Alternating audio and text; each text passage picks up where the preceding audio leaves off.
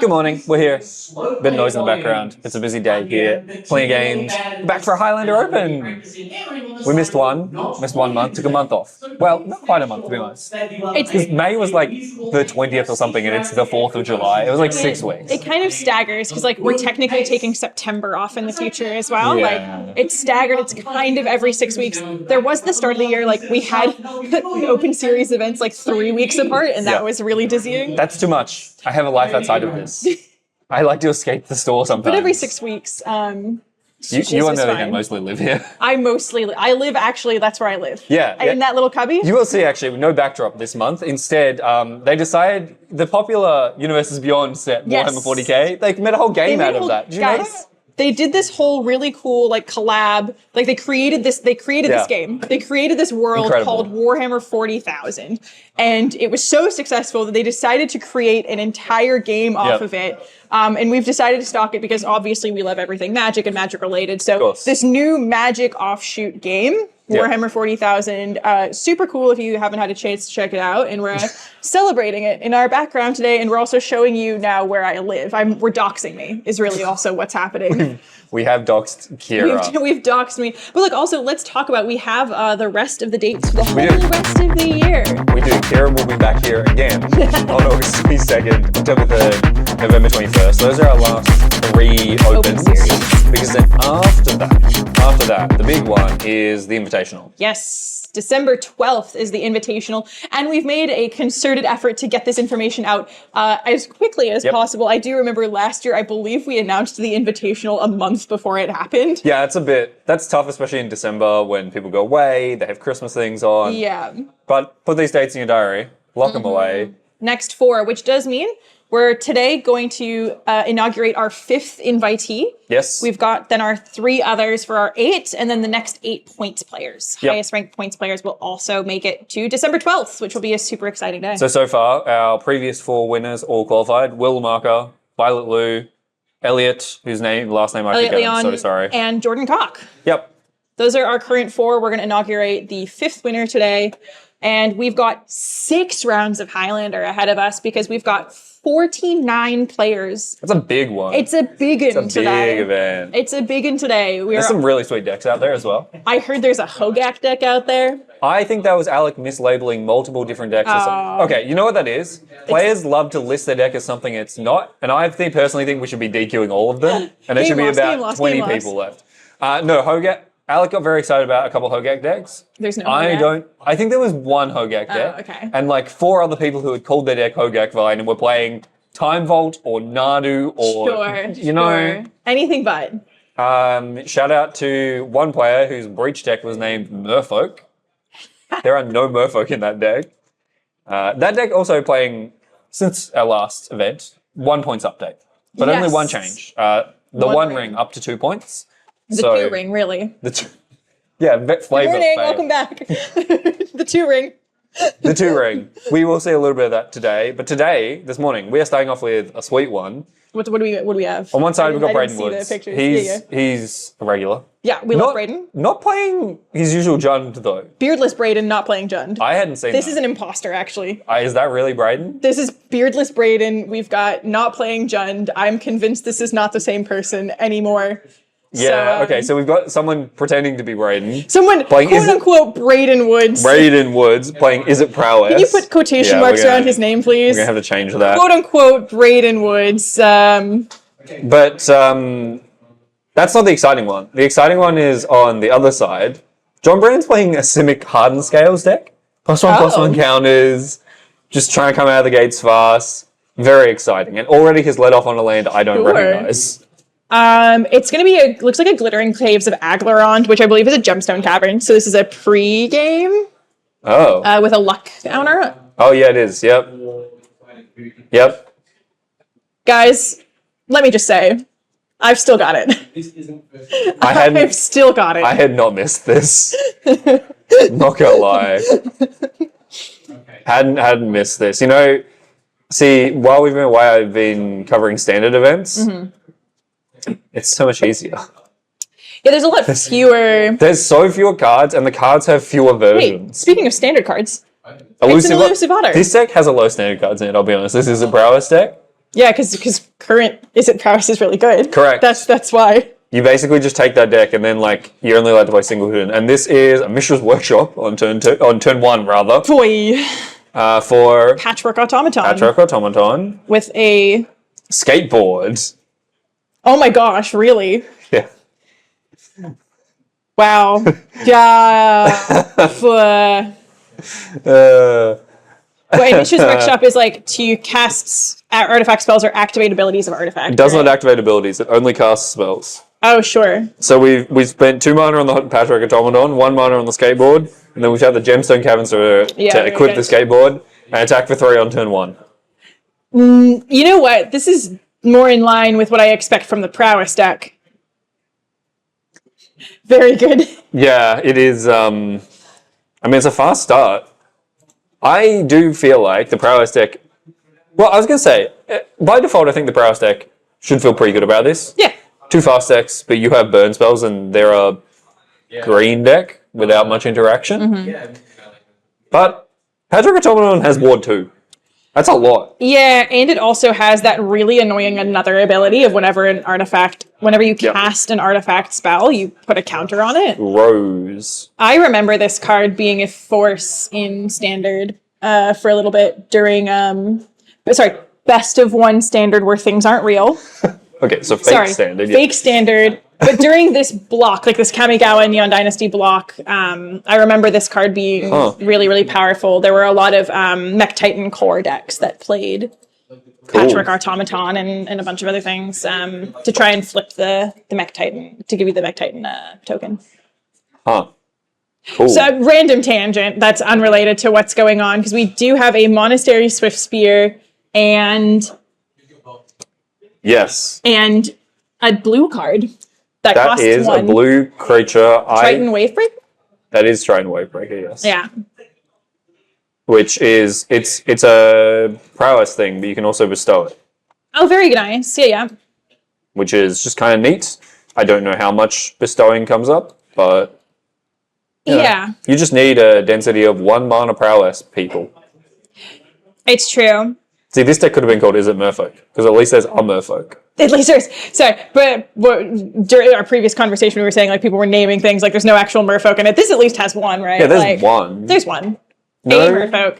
If Blue Moon players want to call their deck Merfolk, like, I guess. Yeah, it literally is we're improvising. Ooh. They look like it's an ancient term. Kappa Cannoneer. Oh boy. How do you feel like Kappa Cannoneer on turn 2? I don't, to be honest. But look, to be fair, right? I've seen Kappa Cannoneer on turn 1 in Modern, so I feel like... I feel like... whatever, right? And this skateboard really putting in work as well. Gets to give that Cannoneer haste. Ooh. Yucky. In for 6. Oy, oy, oy, oy. Cannoneer triggering off itself is the thing I dislike most about this card. Why? Why is it worded like that? Why is it worded that way? Gonna hold back the automaton, looks like, the patchwork. We should note that the Haywire Mind is not in play. That has been exiled to the cavern. Mm-hmm. I know we are going to come across with the... So this is for patchwork. 9? I believe so. Yikes. Not bad for turn 2.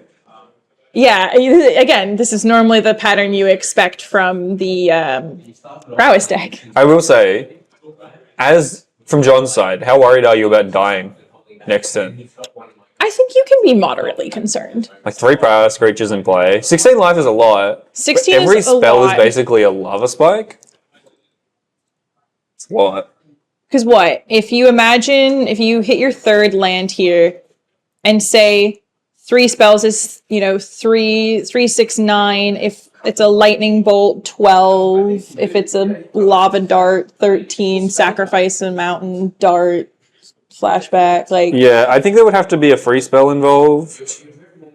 Oh, like a get throw. Maybe not. Actually, not quite. Actually, if you just cast, 2 lava spikes and our 3rd spell would be lethal. Yeah. Instead, we've had to lead off with one of the Ren's resolves. It's hard to tell which one. There are a bunch of those cards. This one is not actual Ren's resolve. I think that's a Corey Steelcutter that we hit as well. Yeah, we hit a land Corey Steelcutter. Not where you want the Corey Steelcutter to be. No. I don't love this position, to be honest. Like this feels like we were It does feel like we're digging with the no blocks. Like it felt very threatening. Of oh no, I'm about to die on the next turn. Like I'm about to take at least 16 damage on the backswing. I mean, but this feels a little bit more. I also think maybe from Braden recognized, you know what? It's unlikely that I can win next turn, but it's 0% if I block. If I chump block with one of my prowess creatures, I just have no shot. You have no chance. So at least this gives me some outs to draw good cards. And you've got one turn to take the hit, try the next. Yeah, and you might, well, you probably won't get another turn. You get another turn only if John has no artifact. Yeah. Okay, we're going to pay life for gut. We're going to pay mana for gut shot, rather. Pay mana for gut shot. That's interesting. That feels to me like there's nothing else left. Like if you had even another spell, right? You'd try and blast another spell, and we're holding back as well, so that we can chump next turn. Yeah, so we have to hope that there is no artifact from John, and then we chump. Yeah, because if there's an artifact, the Kappa Cannoneer can't be blocked, and that'll just take us out, right? Because that's correct. 6 right now. It's currently 6. It'll gain a counter. It'll go 7. Be unblockable. Which is why I may. Well, yeah, it's interesting, and that is a Surge Conductor. Artifact. This is really interesting. I believe it's from the Edge of Eternity's commander deck. It's a Surge Conductor. Surge Conductor. Yeah. And then this is I believe it's a Walking Ballista. That is a Walking Ballista. The Mecha Godzilla version of it. It doesn't really matter. The first Surge Conductor, just any artifact there. Whenever another non-token artifact you control and just proliferate, that seems pretty good in John's deck. Okay, so John takes game number 1. That was incredibly fast. That was 4 mana on turn 1. So quick. The Gemstone Caverns turn 1, pretty hectic. Yeah, combined with Mishra's Workshop. Yeah. That is so much mana. Yeah. So John takes game number 1, but this is an artifact deck. We know one of the weaknesses of artifact decks is there's some pretty good sideboard cards against you. Mm-hmm. So we go and we have a look in the sideboard. Consign of Memory is good. Null Rod's a really big one. Mm-hmm. That's kind of it. Fury might come in. Mm-hmm. But we don't see any of the big haymakers, like, there's no actual artifact destruction here. Just the Null Rod and the Consign. It's a bit tricky, but I wonder if, like, in a match like this, the point is just move quicker. Move quicker, move faster. There's a really good anti-artifact card here. What is this? Yeah, this one probably comes in. Also, Pulverize. That's a 3-eyed elephant with husks coming out of its ears. Sick. It feels like it would hurt its ears. I agree. Yeah. But I guess not. I guess if they're grown out. But they flop down. It's kind of sick, though. I see. Yeah, like when you look at an elephant, the ears are not always would be like out. hanging over the. Yeah, that does seem uncomfortable. Seem uncomfortable. Looking at John's sideboard, it's kind of hard to sideboard for prowess. I mean, Choke and Carpet of Flowers are pretty good. Yep. But beyond that, Spatial Contortion probably comes in as a removal spell. We might see Whip Flare. But not... Look, this feels... I mean, the thing about this deck, right, is it's a proactive linear deck, so you actually don't want to dilute your deck too much anyway with sideboard cards. Kind of want to stay pretty lean and just put large creatures in play very quickly. That's what I was going to say is, especially in a matchup like this, it just feels like the better thing to do is go faster than your opponent. Yep, keep your strong linear game plan. Mm-hmm. And this deck is very good. Like, there's so many synergies here with a bunch of the +1/+1 counters things, so... 100%. Look, again, Kappa Cannoneer on turn 2, meh. I feel in an artifact deck, just... Yeah. That's going to be hard for anyone to beat if it resolves. Yeah. And the acceleration of having the caverns on, to start with. Yep. Oh, you're going first? No, I'm going first. No, I'm going first. Yeah, very interesting. I can also see like Agatha's Soul Cauldron in there as well is just another way to get more and more counters. Yeah, and also this. Oh, could you imagine giving something the Walking Ballista That is ability? exactly what I was about to say. There's a bunch of things like that. Also, if you ever put an Arcbound Ravager on something, like I under have the not. cauldron, that does a lot as well. There are some cards I don't recognize in here. Wait, but I what's can't wait to see. Roadkill Rodney? Yeah, that was the one I just looked at as well. This is a card. Oh, this is a Turtles card. Of course it is. A neat little 2-drop, I guess. It makes more things when it hits. It spreads counters around and has Squad.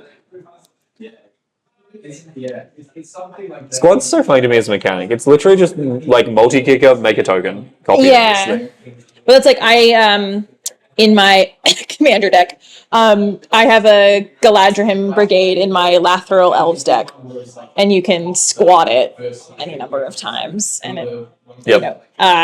other elves get +1/+1 is the static ability, and Oh, so you that- just make a token. That scales quite a... We've seen that sort of scaling on like Storm Scale Scion. Yeah, That goes crazy real fast. it goes incredibly crazy real quick. Braden on the play this time around. How do you feel? I mean, being on the play didn't necessarily help I'd say- previously. Honestly, I just want the same hand I had in game 1, but I'd like John to not have one of his most fast hands. Yeah. Like, I think that was the thing about the Paralysis deck is it's fairly consistent. It's going to put creatures in play. It's going to have hits of spells and do what it did last game. And this time you just have to hope that that's good enough, Yeah. which it wasn't last game, but we can hope. Get a lead on Volcanic Island. Storm chases Yeah, Tower. let's go. This is your favorite card. I actually love this card. Can I just say, surprised that it did not get banned with this last standard ban cycle. That's because Standard's not a real format right now. No one cares. Yeah, supposedly, much to Standard- my disappointment. Does not exist. Standard's almost as fake as Pioneer. You know what? It's starting to feel a little bit like that. What have we got over here? What was that? Well, it's an artifact. It's that definitely costs an 1 artifact. and comes in with a counter. That has a counter on it. This is probably Iron Iron Apprentice, Apprentice. would be my guess. Oh, also from Kamigawa Neon Dynasty, and when it dies, it puts its counters on something Yeah, else. it's basically got modular, Yeah. but not keyword. It is an Iron Apprentice.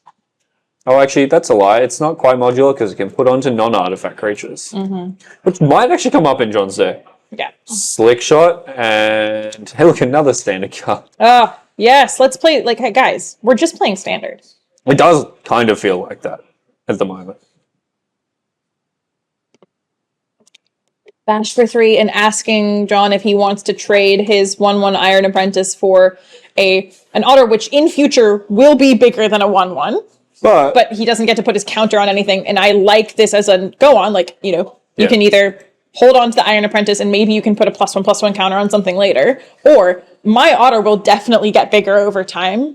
So it's your choice as to whether or not you want to sacrifice. It is really interesting because the Apprentice is also a synergy piece that could grow potentially. There are plenty of cards that put counters around, put extra counters around. Inkmoth Nexus is really sweet in this deck. I'm sure there are a bunch of really cool combo kills. It's one of my favorite things about the old modern Hardened Scales deck. And here is Spatial Contortion.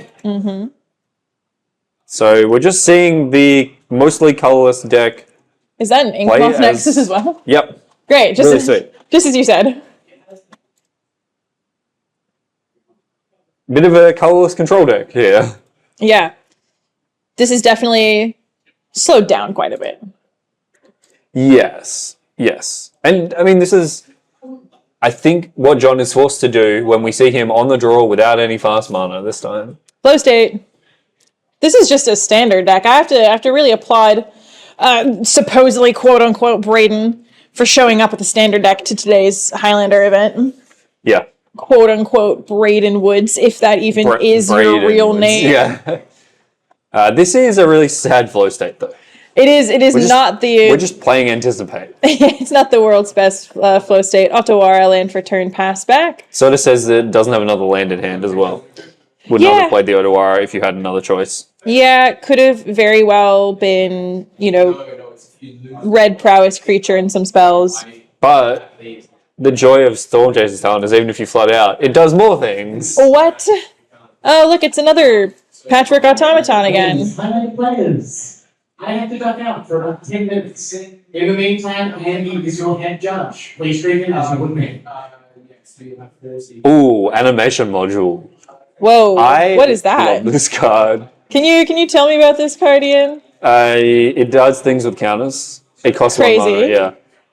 We'll bring it up because there's a lot of words on this counter card. A lot of words here. The big one is that triggered ability. Whenever you put a +1/+1 counter on something, you can pay 1 to make a servo. Oh, very So nice. it lets you go wide as well as tall. Yeah, very nice. And then if you have heaps of mana sitting around, you can proliferate on 1 permanent and 1 type of counter. Sure.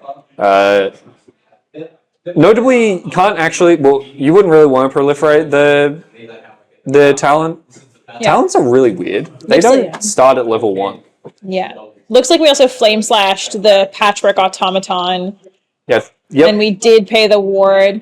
And this looks like So now Braden's being a control deck. Amarthus? Is that actually the Amarth? Like, I believe. I believe it is. It is. Yes. And a Stone Coil Serpent. This is a lot of stuff. Amarthus. Into a Stone Coil Serpent. So it looks like it was an Amarthus for 1. So Amarthus are 1. Stone Coil And for we 1. and we paid the 1 to make the servo. Then we Stone Coil for 1. We're not paying the 1 this time, but we put a counter on a Stone Coil, so we also get to put a counter on Amarthus. Sheesh. And when Amarthus dies, we get to manifest cards equal to the number of counters, so we get that many 2/2s. So if it dies, we get 2 more 2/2s. This is a bit It's a difficult. lot. Yeah, It's really resilient. And Braden clearly has run out of threats, I think. Yeah. If Brass I really was- wants to play its threats first and then cast interactive spells. So no threats in Braden's hand, no 4th land. Mm-hmm. This is where John wants to be. Managed to Yeah. remove, and we go back to that first turn. The block on the auto token has now run Braden out of threats. Yeah. We can see Lava Dart on Stone Coil Serpent. Dart on the Okay. Stone Coil Serpent.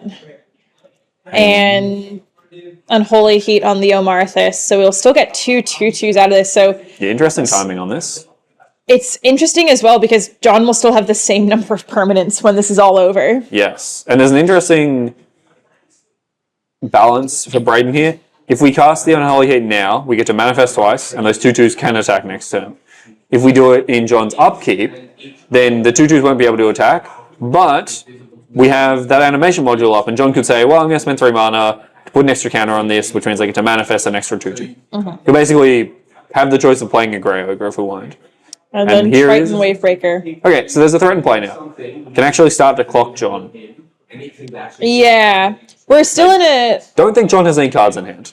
in a tough spot as well. We've missed a land drop as well for Yep. Braden, and we can't, like, if we hit our 4th, we'll be able to level up Storm Chaser's talent. Not do anything, but we'll be able to get Something back. something back, whether it's flow, it's probably flow state at this point. Probably flow state. Yeah, a bit of a squeeze here for Braden Woods. But Or so he meantime, says. there is a bunch of power on the other side. Yeah, You'll swing see for it come 5. across. No activation of the Ink Moth Nexus, just going to come across a 5. Only 5. 5, quote unquote. Remember how game 1 ended on like turn 3? Yeah, I do remember that. This feels like we're speeding towards that very, very quickly. Surge Conductor has come back to play for real this time around. So currently no counters in play. But boy, can you imagine if you drew a Walking Blister here? Or Just anything that puts counters on itself? yeah. Well, the other thing too is, like, I can imagine, like, this would be bad in terms of, like, setting Braden back, but a pulverize, like, if that pulverizes in the deck and we're able to, like, you Stone Rain yourself pretty badly. You double Stone Ring yourself, and the manifests would stay in play. Oh, that's true. Actually, I forgot I thought they were. Notably, like Amarthus. Robots. Amarthus is also not an artifact. Dang it! It's a All right, I'll Spirit take it back. Naga. I take it back. I kind of want to build this as a commander deck now. Shush! Blasphemy! Blasphemy on the stream. I'm retired now. Build this as a commander deck. Are you ill? Look at how sweet this Spirit Naga is. Are you ill? Okay, so This expressive man said- iteration here. Standard is dead. I guess I'll go play Commander.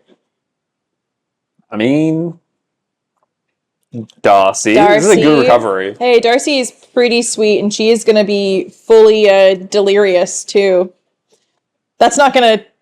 That's Yeah, not I wasn't sure whether that would work or not. For those at home, in Scryfall, Ian did just search the name Darcy, and notably nothing popped up. You know what? Scryfall has a lot of integrations. Did you see the latest tag? No. There's a 6-7 art tag. Oh, boo. No.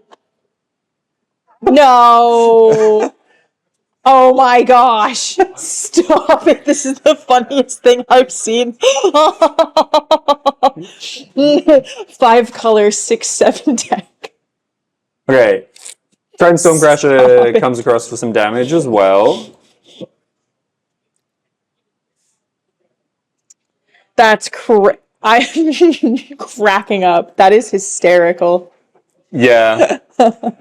Yeah. We don't, you know what? The world isn't real. Nothing is real anymore. I will say, I don't know if you noticed that there's an Abstergo Entertainment that got played a little while ago, so we could get a historic card back. Well, also, we can exile the graveyard to turn off this DRC at instant speed. Oh, sure. And also counter a Storm Chaser's talent. Yep, don't love that. Yep. Don't love that at all. Look, for John, this is great. For the supposed Braden Woods. For Braden, it's not great. And send in the clouds. Also, the other thing is these manifests could actually be something relevant. I will say there's a lot of misses in John's deck. There's a lot of creatures that say, like, this enters with the counter, and if you flip those up when they're manifests, they do not get the counter. They just die. Yeah. So there's a lot of misses, but... So the DRC going to block a manifest, and now we might see that Abstergo. We're going to see Abstergo to exile... Is it exile all graveyards, or target graveyard? I can't remember. Each opponent. Each opponent. Wow, that bummer. So you get to keep your graveyard intact, I believe. Yep. Oh no, exile all graveyards. I was wrong. Awesome. But you do get to return a historic card to your hand. We chose the Iron Apprentice. Well, that'll put a counter on, which will trigger the animation module, which will also trigger the Surge Conductor, which will then trigger the animation module again. Yeah. Lava Dart. Flashback Lava Dart to take care of... It's because we're going to try and get the Scry while we still have the Dragon's Rage Channeler. So the Surveil. Well, also because otherwise that Lava Dart's getting exiled anyway. Yeah. Could also have hit the manifest. Braden down to 9. Yep. Come on, Braden. Surely you can deal 16 damage. And this is one of the weaknesses of the Paralysis deck. It's very aggressive. It gets on the front foot. But if you put it behind, it can run out of threats, firstly. We've seen that. And once you're behind, you just... It's really hard to come back. Yeah. Really hard to play from behind. Yeah, not loving this daze off of this... Yeah, probably not casting Reckless Impulse or some other such. It is Reckless Impulse. No Ren's Resolve in this deck. Oh, it is Reckless Impulse. Nice. Braden has made the controversial decision to play Reckless Impulse over Ren's Resolve. Personally, I favour the Ren's Resolve, just rolls off the tongue dicer. Otherwise, is an identical card, but Does the same thing, costs the same. Yeah, exact same effect, exact same cost. Different names. I just like Ren's Resolve better, But remember, you're not allowed to play the same card in Highlander. Great, this is a single... Well, that's why Braden's only playing one, actually. This is a single... He's adhering to the spirit of the... He's a purist. Yeah. Yeah. Ooh, Market Backwalker. Surge Conductor trigger and an animation module trigger. Which is another animation module trigger. Yep. This looks like a bit of a headache, to be honest. There is a lot of counting going on. My favorite part is Scales decks. Counting. Could be actual factual counterspell here, but sure. Oh, probably not in Prowess. Not in Prowess. I think we might see a removal spell, yeah. We're pointing at the Surge Conductor. Sounds like a lightning bolt or some such. which importantly will also pump the Trident Shawbreaker up so it can block nicely. We can block a little bit better. I assume one of those blindingly bright cards that we put in the graveyard was a Lightning Bolt or some such. So now Market Back Walker resolves, but there's no trigger to proliferate. Yeah. We can make a 1/1 if we want, but it looks like we're not going to, at least this time. Iron Apprentice. Trigger. Now we'll make the 1/1. Now we'll make Making a really nice wide board. And now, interesting whether you attack it, you have your 2/2s. The Shawbreaker is currently a 2/2, but any spell, send him in. Make him have it. Go for it. Go We'll for have it. Go for it. Thought Scour. Thought Scour. I nice. love Thought Scour whenever you target your opponent. Thought Scour yourself, boring. Probably just trying to cast Treasure Cruise for 1 mana. Thought Scour your opponent because they surveil to the top or they cast an Enlightened Tutor. Oh, that's My favorite. That's beautiful. I do love that. Okay, so we'll see the 3/3 Shawbreaker eat a Manifest. The Manifest was just a land. And now, still a very wide board. This animation module has put in some work. A lot of work. Making 1/1s. Look, Thraben Inspector still deals 1 damage, right? Like, that's the thinking is a 1/1 can still kill you. Yes. That is actually where my most foundational controversial opinion in Highlander comes from, is when people say, back to basics kills you.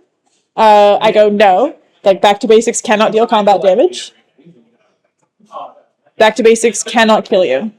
If you want to say, like... Lutry's going to kill you. Lutry can kill you. Thraben Inspector can Speaking kill of you. back to basics. Hey! Let's go.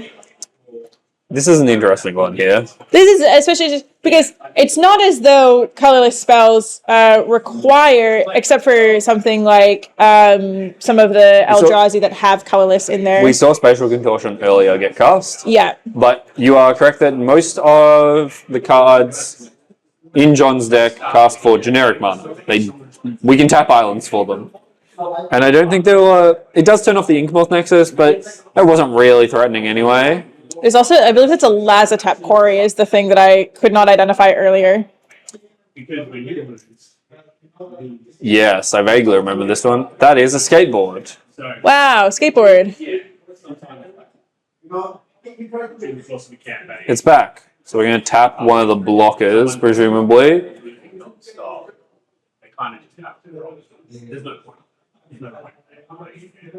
Because how much have we got here? We've got 2, 3, 4, 5. We're going to tap the Triton Wavebreaker down. Harbinger of the Seas is a 2/3? 2/2. Oi, oi, oi. And we're just going to send in the clones. So the interesting thing here is if you block either of the creatures with counter on it, we have the 3 mana up for that animation module to grow it. So your only safe block is the 1/1 token.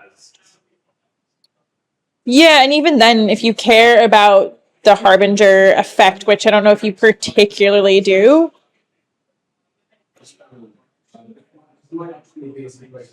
Yeah, cool.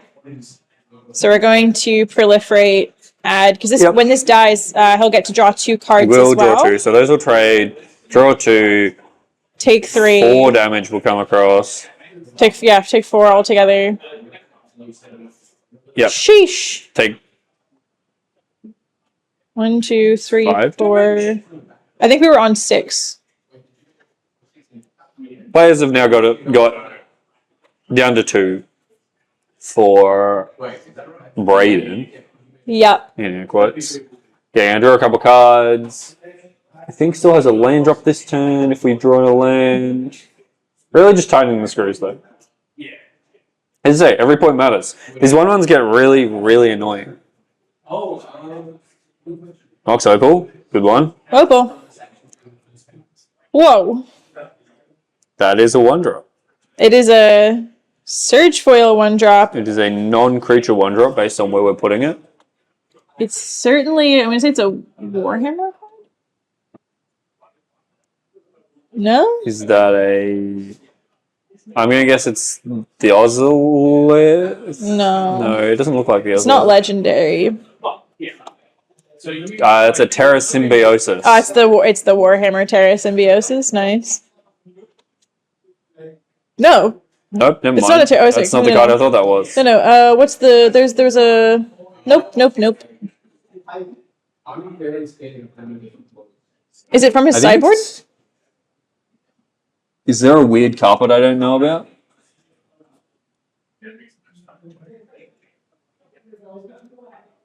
I didn't think carpet was in the Warhammer decks. Because I'm trying to think of like what else is Surge foiled. Maybe the Final Fantasy decks have Surge. It's not that one though. There's a mystery card in play. What is that?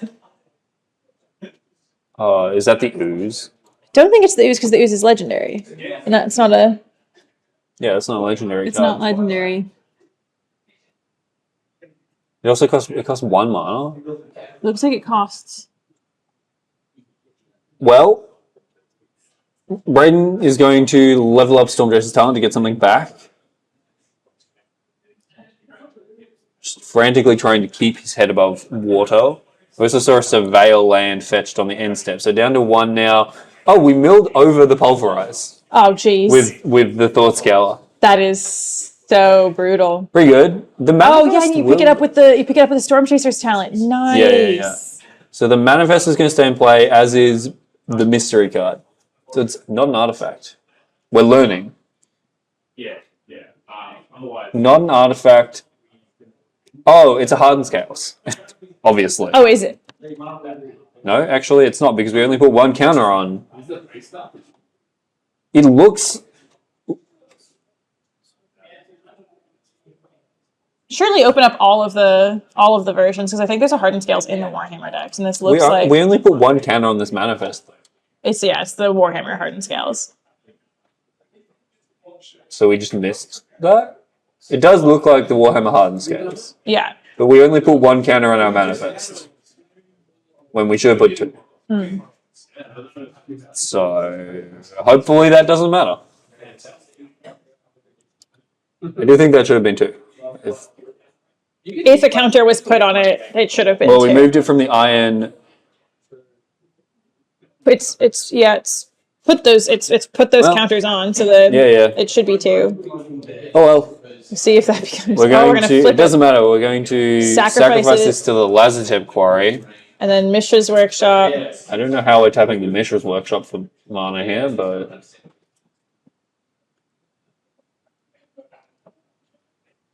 Because we're adding, so it's we're adding colored mana with the Lazartep Quarry, and then tapping. and then using that to then, as well as the Workshop and some of our other lands, to cast Kappa Cannoneer. Yeah.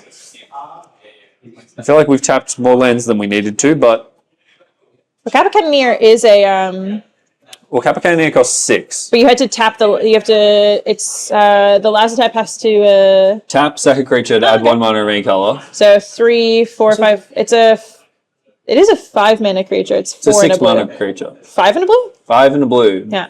But also we tapped way more than 6 mana. Doesn't matter.